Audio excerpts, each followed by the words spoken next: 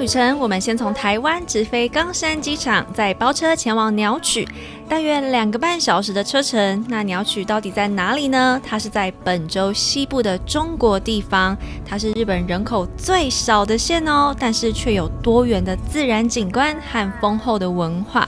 提到鸟取，你可能会想到沙丘、柯南、松叶蟹。除了这些，鸟取还有得过全日本第1的和牛哦，品种气高号更是全日本和牛的始祖。我在其他城市也吃过不少和牛料理，不过鸟取的和牛完全刷新我对和牛的认识。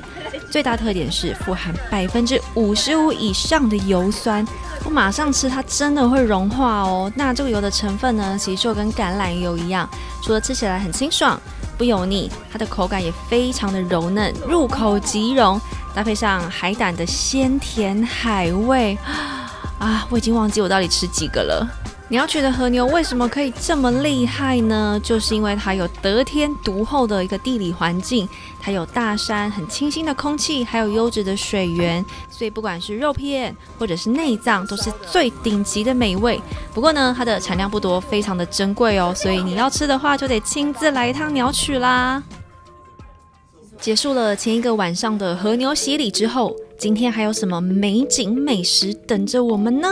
早安，现在是早上7点半，我是早上7点起来准备的。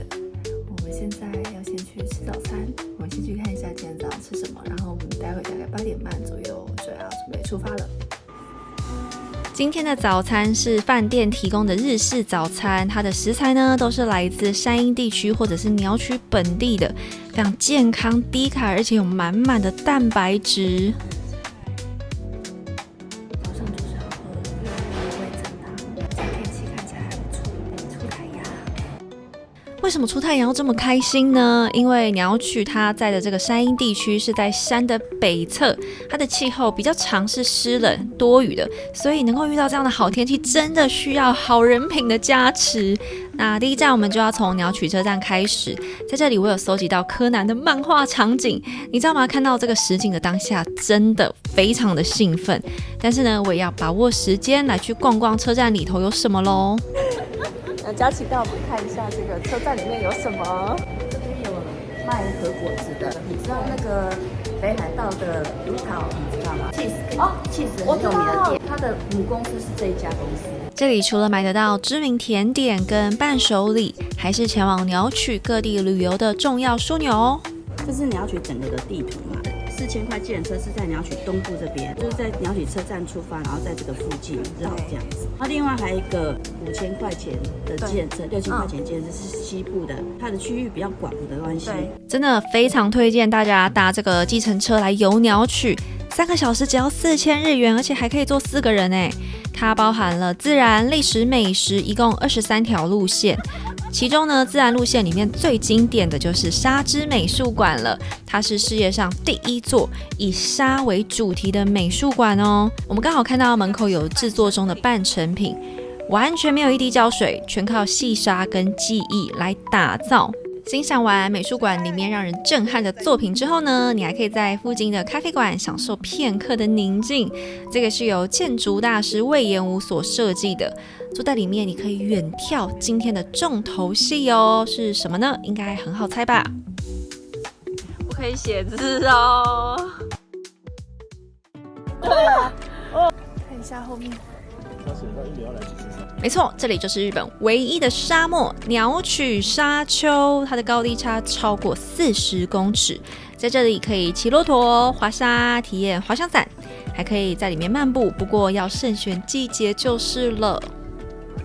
之前有一次夏天的时候来，然后就赤脚，后来就太烫了，后来就起水泡，这么严重？所以我们现在来这选对时候了。对啊，而且今天真的天气好好，哇，这样看真的很壮观呢。这里的沙非常细致，听说有人回家之后，过几天鞋子里面都还有沙哦。真的很细耶，是吧？所以我们才选择光着脚走。绵绵的感觉。以这个中国山脉为分界点，中国山脉以北的话叫做山阴，以南的话叫做山阳，旁边有一条大的河川叫千代川，那一说它充实了这个中国山脉之后带下来的那些沙石泥沙，然后到日本海，加上日本海的海浪跟海风，然后造成了这个鸟取砂丘的景象。这应该已经非常非常久了吧？10万年的10万年，哇，真的很大哎！而且脚下的沙真的细到很像粉，走一走也是蛮耗体力的哦。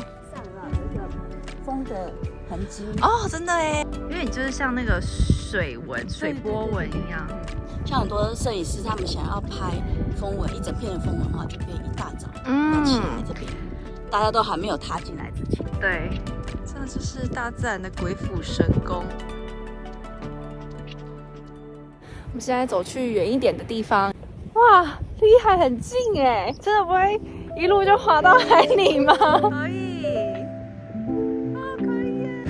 这边一边是沙，一边就是海了。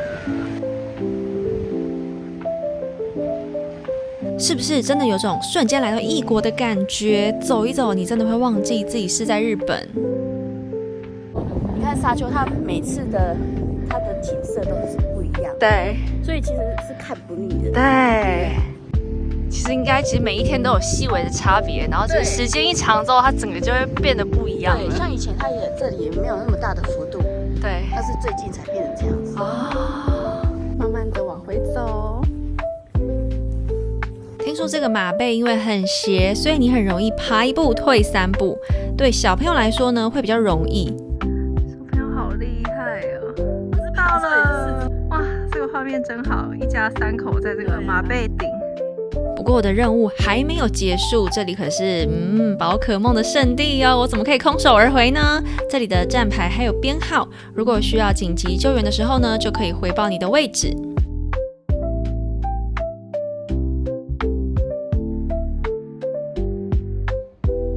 我们刚从这个沙丘走回来之后，然后它的对面呢，这里有一个会馆，然后是有卖一些特产。后面这边是一个非常非常有名的咖啡厅。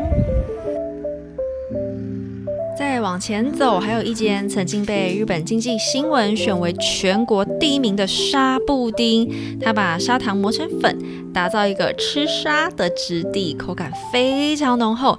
但我只能克制自己，因为我们还要去一间在地人推荐的面包店。这是一间藏身在巷弄里面的温暖小店，精心挑选了日本在地的一些食材，每口都吃得到鸟取限定的温度哦。短暂的补充完甜点能量之后呢，我们一路向东北，来到了岩美町。你知道吗？鸟取是日本人口最少的县，但是捕蟹量却是全日本第1哦，所以还有个别名叫做蟹取县。鸟取因为临近日本海，有丰富营养的海洋环境，渔获产量多又新鲜，价格还实惠。而今天的主角就是蟹中王者松叶蟹啦，这里的松叶蟹捕获量也是全日本第1名哦。3到5度啦，要很冰的水温才可以，不然它会很容易就会不新鲜这样子。那母的话，我们这里叫做青蟹，不一样的地方在这里，它里面有卵，有那个膏在里面。它这个比较饱满，这个就比较瘦一点。松叶蟹的话呢，要选要重量，要看重量。重たくなりますからね。因为它的里面的肉饱满的关系呢，所以它会比较重。上面有很多黑色点点的地方呢，就表示说它的生长环境是比较好的，就是比较多很多就是浮游生，就是可以吃的东西。要造就这个松叶蟹的圣地，其实还要靠政府跟渔民们的努力。这里的船只数量特别多，甚至有一艘又大又新的要价日币7亿元，这什么天价！也有捕捞时间，还有螃蟹大小的限制，让它们呢能够跟人类世代共存。而松叶蟹对当地人来说，只是日常啦。小时候当零食在吃，吃到都怕了。为了让现在的学生也可以认识在地的食材，你看这个是为毕业生准备的特别菜单，是不是很浮夸？果真是别人的午餐呐！我还是收起我的口水，好好的来购物吧。他说因为延美町的海非常的蓝，非常漂亮，鸟取人又特别喜欢吃咖喱的关系，所以呢，他们就做一个蓝的咖喱，这个卖的非常的好。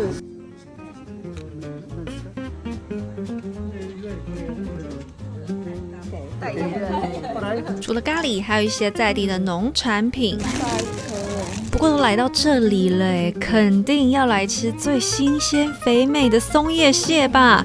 你看这个日币2万元的松叶蟹霸气上桌，真的只能说是大海当中的极品，用蒸的或煮汤都可以锁住蟹肉鲜甜的精华，而且蟹壳已经有细心的处理过了，轻松一挖就可以享受到蟹肉的滑嫩跟鲜美。每一口都是满满的幸福，而且蟹肉啊饱满细腻又鲜甜，再配上清爽的啤酒，更有层次了。其实我早上已经吃得很饱了，但是现在还是停不下来耶。蟹膏更是浓郁细滑，身为海鲜控，怎么能错过生鱼片跟炸虾呢？生鱼片啊，柔滑甘甜。炸虾外皮酥脆金黄，咬下去的时候还可以感受到里面的鲜嫩多汁。满足了口腹之欲之后呢，该让灵魂也补充一点艺术能量咯。鸟取之所以有许多著名的窑厂，跟它纯净的自然环境密不可分哦。优质的陶土资源，还有安静的乡村生活，成为了陶艺文化肥沃的养分。而岩井窑的主人山本教行师傅，18岁的时候呢，在岛根县的出西窑当学徒，23岁的时候开设自己的窑厂，至今已经将近60年的时间。他的作品完美结合了艺术性跟实用性，从杯盘到装饰品都充满艺术气息不过看到这个价格日币132000元，我们都觉得买了也很舍不得用耶。他们还特别提醒哦，买了就是要用，提倡这个用之美学。有些游客呢，希望可以寄到海外，不过因为原料太珍贵了，产量有限，很多作品一下就会抢售一空，要买你就只能亲自来一趟岩井窑了。来到这里够幸运的话，还有机会跟山本师傅互动哦。これも土ですか？そうです。它的窑土里面有放铁。放铁质因为它是2种不同的那个陶土嘛，变成你在烧的时候呢，如果说它的收缩率没有一样的话呢，这里就会有裂痕出现。原本呢，以为可以跟忙碌的师傅聊聊已经够幸运了，没想到他还邀请我们参观他的工作室。僕は台湾の人たち大好きです。我很喜欢台湾人，特别，真的特别。哇！太荣幸了。说我去台湾的时候，大家都对我很好，所以我真的很感谢。掘ったり掘るんですけどね。对了，薪でやった時に，客人常会问我说：“你觉得这个哪一个好？”他说：“对我来讲，每一个都是很好，都是我做出来的宝贝。”我们拜访的时候，师傅刚好在教授学徒，他说学徒至少要学5年的基础，要以此为生，就需要10年的深耕。这样的坚持、投入、专注细节，也正是岩井窑作品独特魅力的来源。在作品中经常可以看到结的图腾，它象征着羁绊与连结，或许就是这样相信人跟人之间的连结，才让山本师傅在百忙之中呢特别抽空来接待我们，也让我们感受到岩井窑的温暖跟人情味。不只有人情味，还有浓浓的咖啡香哦。在这里可以用岩井窑的陶器来喝咖啡、吃甜点，享受一个宁静悠闲的氛围，体验手作的温度跟美感。在这里呢，可以感受到陶器它承载的深厚的连结，从泥土到成品的每一个步骤，都是与土地、与记忆、与生活的紧密连结。喜欢陶器的朋友们，如果还买的不够，这里就是很适合挖宝的天堂哦。除了鸟取，这里还有收罗来自各地的精美陶器，像是冈山、岛根、冲绳、福冈。让我一眼定终身的就是这个玄瑞窑的蓝色，美的蓝色。这个我也很想带回家。每一个作品都充满巧思跟故事。来这里呢，就像在各大窑厂巡礼一样，可以发现各地的独特美学还有艺术魅力哦。逛完之后，离晚餐还有一小段空档，我决定去一趟超市。超市呢是最能够走进当地人生活的地方，也可以买到各种知名的伴手礼。哦，我喜欢这个可爱的梨子果冻。晚餐时间，我们回到车站附近的民艺街。鸟取的民艺运动先驱之一就是吉田张野先生，他致力于把美学融入生活，而我们今天的晚餐呢，就是这个概念的最佳体现哦。这样咖啡馆的最大特色就是所有的食器都是来自日本在地的窑厂，当然也包括我们今天采访过的岩井窑。哇，放上食物之后，是不是感觉艺术好像离我们更近了一点呢？艺术品不只能出现在博物馆，也能存在在生活中的每一个角落哦。昨天才吃和牛烧烤，今天又吃和牛寿喜烧，我们的鸟取行程会不会过得太幸福啊？最近刚好天气变凉了，和牛的香气配上温热的酱汁，再加上优雅温润的陶器加持，整个用餐仪式感跟质感都大大的提升。最后当然要来杯咖啡配甜点咯。说到咖啡，这几天我们也喝了不少咖啡哦。在鸟取还有一个关于咖啡的小故事，鸟取曾经是日本唯一没有 Starbucks 的地方，所以他们就自创了 Sunaba Coffee， 日文是沙场的意思。后来星巴克终于在鸟取开店啦，还推出了一款超级抢手的限定沙丘杯，是跟玄瑞窑合作推出的。很美吧？买不到实在有点可惜。不过呢，鸟取还有更多的惊喜等着我们去挖掘，下一集我再跟你慢慢分享咯。